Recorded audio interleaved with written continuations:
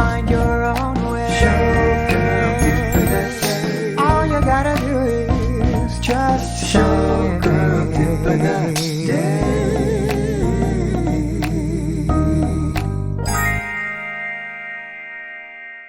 Hi, welcome. When this airs, it will be right after Thanksgiving, and I sure hope everyone has had a great Thanksgiving. In last week's episode, we talked about my daughter's decision not to go into quote unquote the family business of show business. I am about to talk with a good friend of mine and one of my oldest friends, Denise Wendt Carey, and Denise's daughter is looking into joining her family business, and we'll talk about why. But before I do, I just want to talk about the holidays. Holidays are coming. Next week, it'll be December. How's everyone doing? I know that this is not an easy time for some of us. I just think that there is so much going on, but yet the last couple of years have taught us that less is more. So I'm hoping that you all find a balance. I have made the choice to go visit my daughter during the holidays, and that's where I'll be. And stepping out of my own home and comfort zone will be great. I tend to overshop and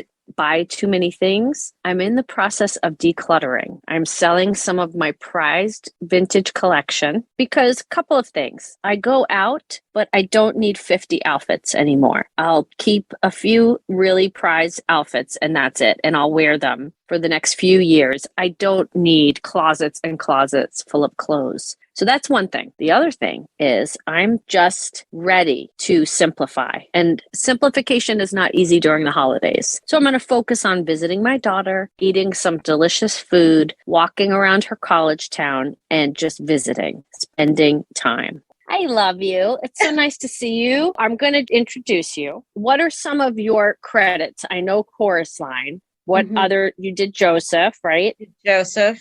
I did Chorus Line twice. I did Joseph. I did quite a few summer stock productions for Gateway Candlewood Playhouse. I was Mallory in City of Angels. Okay. I was the soubrette in Sugar Babies. The soubrette, that's what she's called, is the soubrette.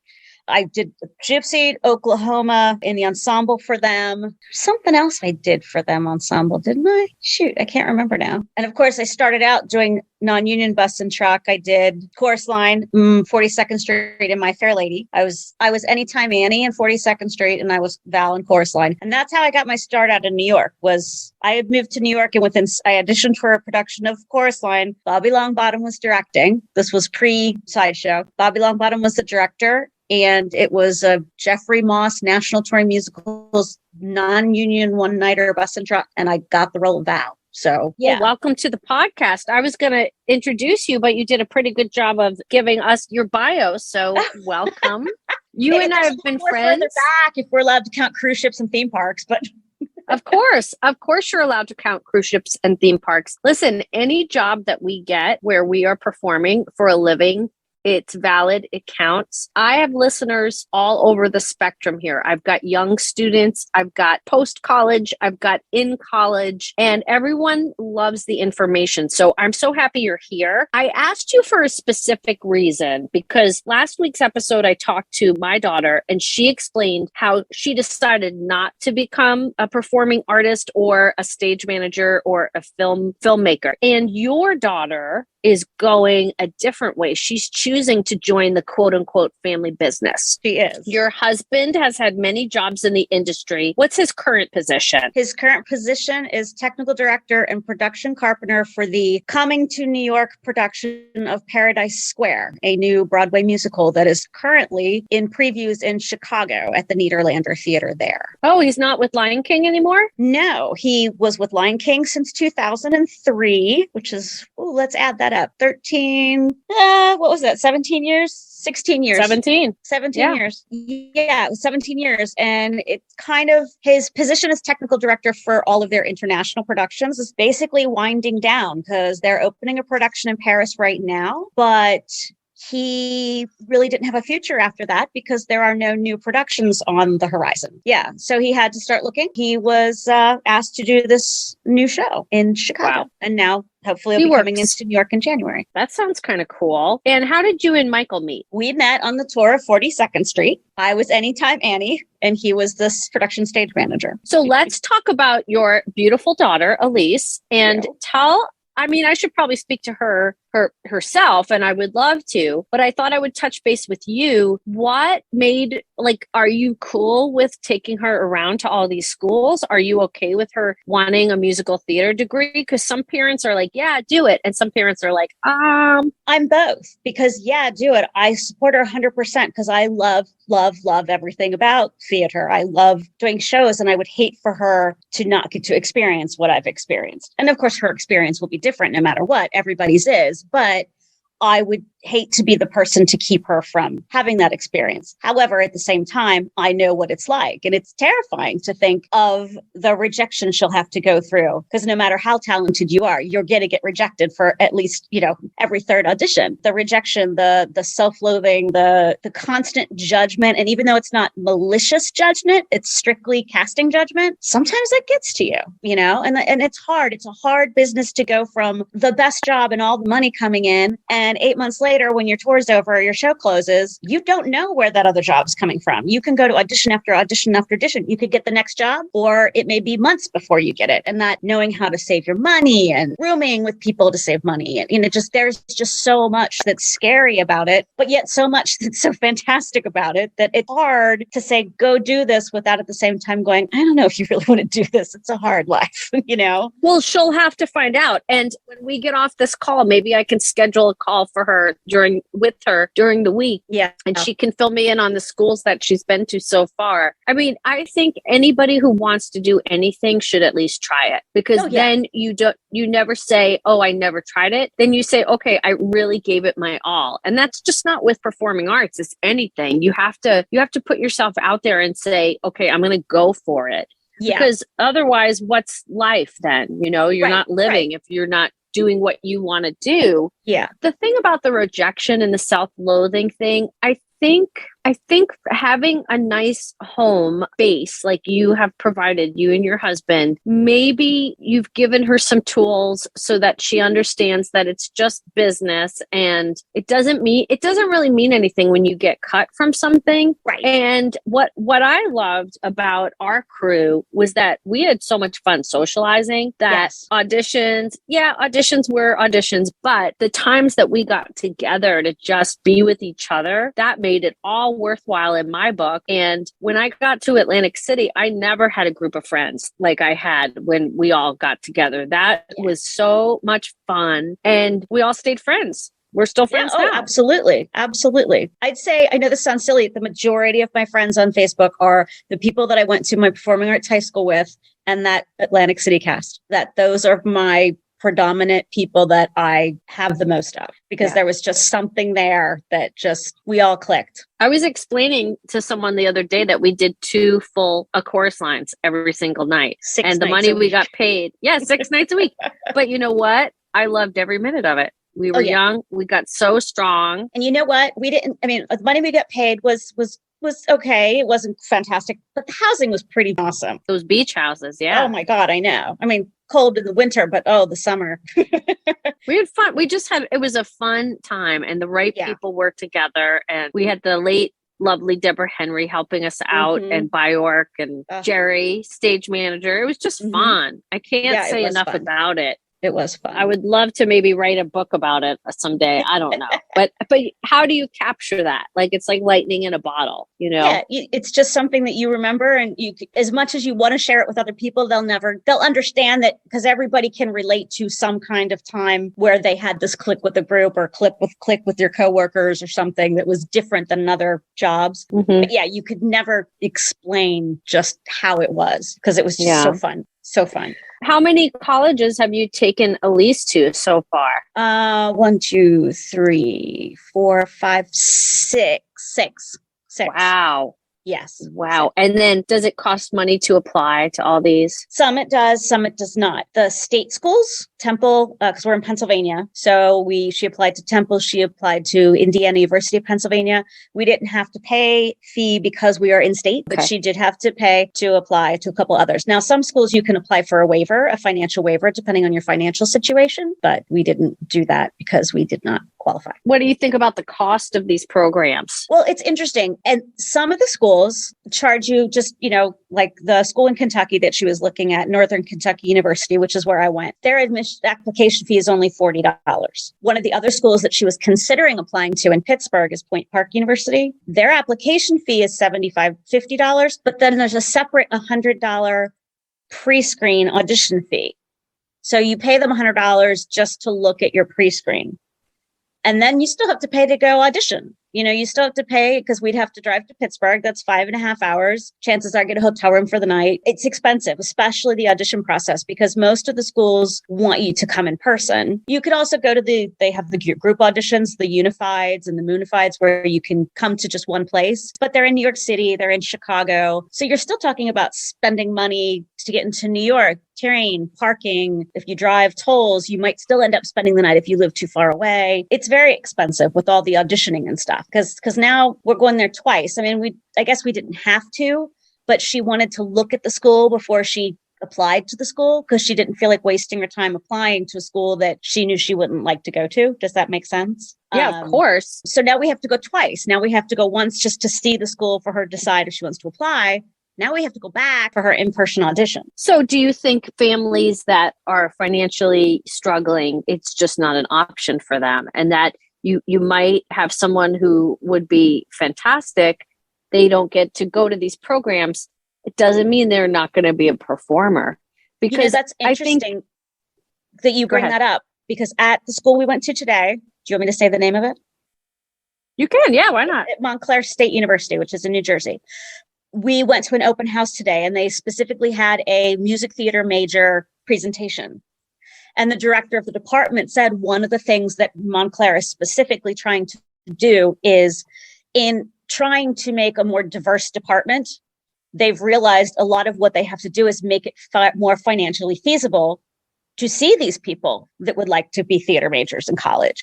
And one of the problems they have is because auditioning for these schools is so expensive with the travel and everything, they're trying to figure out how can we make this more financially accessible for those with less of a financial privilege or situation, if you will. And that's one of the things they're starting to do is they realize they're going to have to do more audition tours to other cities other than Chicago and New York. They might have to come to Philly, go down to Virginia, go to other places that you can't just have 2 audition sites or 3 audition sites if you want to draw from other communities, and to make it more financial possible, make them that you can submit digital auditions. You don't have to audition in person, which is a lot helps because a lot more schools now have computers and computer access. So a lot more, and obviously cell phones and stuff. So there's more opportunity to submit digitally, and that doesn't cost as much money. So that's one thing that they specifically are looking at is how to make the audition process less of a financial strain. Yeah, because I recall this one actor who grew up very privileged. I'm not going to say the person's name, but this person grew up in a very wealthy town. And then this person's parents set them up in New York, and this person didn't have to work a survival job. All this person had to do was work on their craft and audition. Naturally, Broadway shows ensued. I'm not saying this person is not good, because this person actually is quite good. But come on, like the setup. But I just think that going forward, these programs are way more expensive than when you and I went to school. When you and I went to school, the tuition, there was a major spike in this tuition in the last, I don't know how many years. Yeah. It's actually ridiculous. But that said, okay, so let's say your daughter goes to one of these programs and graduates. Mm-hmm. Then what? Then what happens? My big concern for all of the newcomers is that every single year, all of these programs graduate, classes full, even if it's a small class, even if it's like 20 people. Yeah. There's still all these people entering the workforce, and which is great, but it's like, does Elise have any idea that it is so competitive and there's such a glut of performers compared to the amount of jobs? Yes, I think she is very much aware of that. Because I've told her all about that. I mean, even when we were, in our, I'll say me in my heyday, because you're still working, back in the late 80s, early 90s, when I was really in New York and doing the thing, it was still, cattle calls, literally the word cattle call, because there were so many of us. There was that then. And I've told her all about that and told her, one I remember specifically was the Will Rogers Follies, brand new show coming out. At the time, I don't even think they knew quite what they were looking for. And they just put out a general call. And every single chorus girl in New York City came to that call. And there was just hundreds of us. And I want to say, was it at Radio City? It might have been at Radio City, or I could be thinking of something else because it was so big. And I remember the first thing we did was walk in and they typed us out. They said, anybody under 5'6", thank you. And I'm like, why couldn't you have put that in the casting call? Because, right. And even then, imagine all the girls over 5'6" who went, that only eliminated maybe 20% of us. I just remember. And so it can't be any easier nowadays, because nowadays with all the digital input, a lot of people they can send in their digital submissions first and then get pulled in for callbacks with other people. So now I feel like, because you don't necessarily have to be there in person, the pool that they're pulling from is even bigger. So it is more competitive because of that, because now they're looking online, because you've got the YouTube people and all of that. I feel it's even more competitive now than it was when we had to be there in person. In order to audition for a Broadway show or a national tour, you had to be in New York or LA if they were having an LA call. And that was it. Those were the only two places you could be. Now you could be anywhere, and submit something from your kitchen. Still have to eventually go to a callback, but that talent pool is now even bigger than it was. She doesn't seem to care about that because she's just so passionate about wanting to do theater. And for now, that's where she sees a career. She may change her mind eventually once college once she gets to college and goes and sees what it's like. She may change her mind, but that's okay, because you're allowed to change your mind.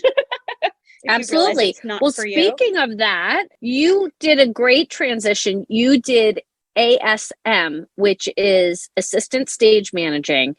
Yes. But there were tracks for many years where you were both performing and stage managing, because they would hire you to swing the show and ASM it. And I always thought that was so cool, especially once you got married to Michael and you started traveling together. Didn't you have a big camper that you traveled with sometimes? We did. We had an RV that we traveled in for a couple That's pretty years. Cool. Yeah. Yeah. I like that. So tell the listeners what you had to do. Let's say, I remember the last time we did the National of a Chorus Line, that was your track. So what was a typical day like for you? A typical day. So let's say it's a first week in the first city. So we're in a city and it's the first day. It's the load-in day. I would go to the load-in at 8 a.m. and I would act as a stage manager. It was the assistant stage, myself, the stage manager, and the production stage manager. So there were three of us. We would go around, assign dressing rooms, put all the little signs up on the dressing room walls, make sure the sign was out in the front of house, make sure the playbills were correct. If we had any stuffers that needed to go in, we'd have the stuffers ready for the house, for the front of house people. And then probably around 1 o'clock or so, I'd actually help with the lighting focus. All three of us did a different section of the lighting focus, and I would do all the overhead stuff. So I would help with the lighting focus. I'd stand on stage with an electrician over my head, and I'd say, okay, hot spot on me, cut it here, cut it there, and act as a stage manager. You know the show so well, and a chorus line is all about your marks. Being in that light, because the lighting plot is spectacular for a chorus line. It really is. So that was really helpful for them that you knew exactly where to stand. Yeah. Well, they also give you paperwork to tell you that too. I know, but now what about the numbers on the stage? Were those like stickers that you guys would put? Initially, when they put the Marley floor down, we traveled with our own Vario, Marley, whatever, vinyl flooring. And that was all pre-taped from our very first rehearsal. From the very first rehearsal that we did on stage with our set and stuff, that was all pre-taped down. So that was just pre-taped on the Marley, and they always laid the Marley down exactly the same every time. So that never changed. That was always there. Okay. And same thing with the lines, the upstage, midstage, downstage lines and stuff like that. Seams. You're the one that really got me calling myself Showgirl, because I had a high school classmate she insulted me when we did Atlantic City. She told everybody in my hometown that I was, quote, a showgirl in Atlantic City, which is a completely different thing than doing a chorus line. But I decided to flip the script and just, I started calling myself that. And you made a printout for the dressing room. And that was back when computers were like pretty new. And you did like some illustrations, and I loved it. I was like, oh my gosh, this is excellent. And you put it on the dressing room door, the showgirl. You were the first person to say the showgirl. So thank you, Denise, for that. Oh my God, I remember that. Oh, Yeah, I'm so and glad. it's stuck. And guess what? I am using it as like my alter ego and my professional, the showgirl tip of the day. There we go. Awesome. Oh, I'm so proud. I'm so honored, actually. It's for that. Yeah. Oh goodness. So how many years did you ASM and perform? And then you switched over to not performing and just stage management, right? Yes. Did in 92, 93, which was the Chorus Line Broadway Tour of America. I was the ASM swing on that. And then after that, I did Joseph for a year and a half, and I was the swing and eventually became dance captain for that for the last couple months of the tour. And then got back into the Chorus Line again in 96. I don't even remember what they called that tour. And that's when we did it again. And I was called, like, they always threw the name Broadway in there. Like, I don't think it was. It wasn't the Broadway Tour of America, because that we officially closed that. But it was just another tour of Chorus Line that they. Yeah. Oh, it was the 25th anniversary, maybe? They were always dangling the carrot to us that we were going to go to Broadway. And we're like, okay. When? Tell us when, and we'll be there. But then that tour, I went into the audition. And while I was at the audition, Mark Krause, who was he was going to be the production stage manager on that tour, actually said to me, do you have a calling script of this show? And I said, yes, I do. He goes, okay, that's really good to know. And I was like, okay. And then I was actually in DC at the time with Joseph. I had flown up for the audition for Chorus Line because we knew our Joseph tour was closing. So I thought, I wonder if that means I have the job, because he may have to hire me just to get his hands on my calling script from the last tour. Well, listen. They got the goods. They did. Yeah, good. And I said I would focus the lights. That was like during the afternoon. And then once like sound check hit, I went back to being an ensemble member because I had to sing in the offstage mics and stuff like that for sound check. And some nights I'd have to go on some nights on a Tuesday night, if it was a load-in, I'd have to go on as Trisha or Lois or. Did you ever feel resentful towards us that didn't have the extra work because we would just like come in, tip in? Were you ever like, okay, no, because I was living the best of both worlds. I had the performer world and I had the crew world. So it was fun. I had such a great rapport with both the crew and the cast, and it was fantastic. I loved it. Well, first of all, shout out to all the crews, because without the crews, we can't perform. And the crews are always the nicest, kindest, sometimes gritty kind of people, but sometimes just like always salt of the earth, always amazing. I love when a crew member is like a little gruff and they'll just tell you, no filter. They'll just be like, you stunk. Like, okay, thank you. It's true. Because they see it all. But then when they praise you, like I used to work at McHale's in between jobs, and when Hugh Jackman started The Boy from Oz, one of the crewmen came in for his mid-afternoon beer, and I said, Freddie, how is Hugh Jackman? And he said, let me tell you something, Michelle. Not since Angela Lansbury have I worked with such a star. And I was like, okay. Wow. You heard it from Freddie. If Freddie says it, then, because they don't throw praise around, lightly. Yeah. What made you stop dancing? I stopped dancing when I finished that Chorus Line tour in 96, spring of 97. We finished that, I think, in May of 97. And the production stage manager, Mark Krause, said, I've got a tour lined up for the fall of Dreamgirls. Will you come be my assistant stage manager? And I said, sure. Will I be swinging as well? He goes, no, because Equity has eliminated that position. That's when there was a new contract, a new vote on the production contract, and they decided to eliminate the swing ASM slot. You could have a swing and an ASM, but they couldn't be both. So the position was eliminated unless you were already under contract for a production, which it was grandfathered into that production. But because Dreamgirls was a new production and I wouldn't be swinging the show. And I was like, well, chances are the possibility of being a swing for that show is very limited because of the casting of the show. You know, I would have been very limited to being cast in that show to begin with. Yeah. Yeah. No, I get it. Yeah. So it kind of just evolved, and It your did. position It evolved. And because you knew Mark Krause, he offered you the next job. So yes. To the listeners, very often the jobs that you have will get you your next jobs. If you get along with the people with whom you work and you do a good job. Definitely. I mean, you and I worked for Bioarc for so many years. You know, that was a blessing, such a blessing and a gift. Now, out of all of the gigs that you had, what was your favorite? The Tour of Joseph. Okay. It was mainly because, first of all, it was a year and a half. It was a long tour. And to have that length of time on a show is always fantastic. You know, of course, I could have left if I wanted to, but I chose, you know, I was very happy with that tour. And I was a swing for that show. And it was such a fun, silly show that it really never didn't really drain you or anything. I mean, physically, it was always very demanding, of course, but it wasn't like dramatic. It wasn't, you know, it was just a fun, silly show. Lots of costume changes, lots of fun dancing. And it was only an hour and 20 minutes with intermission. So it was like, oh my gosh. So I think that was my favorite to do. It really was. Great cast, great crew, great itinerary, which always helps. You know, Florida in the wintertime, things like that are always nice. Yeah. Although Saskatoon, Saskatchewan in January was not very fun. Our eyelashes, which actually have ice crystals on them, walking the 2 blocks from the theater to the hotel. Oh my gosh.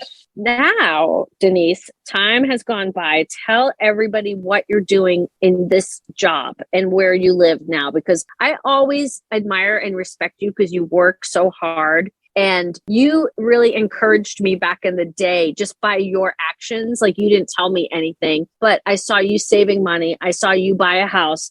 And I was like, oh, I guess I better stop buying shoes and put my money in the bank. Yeah, I think I have 8 pair of shoes, just so you know. I'm not a shoe person. I think it's because A, I don't go out a lot. And B, at work, I have to wear sensible shoes now, not high-heeled character shoes. So, and I'm not spending money on fancy character shoes. So there's that.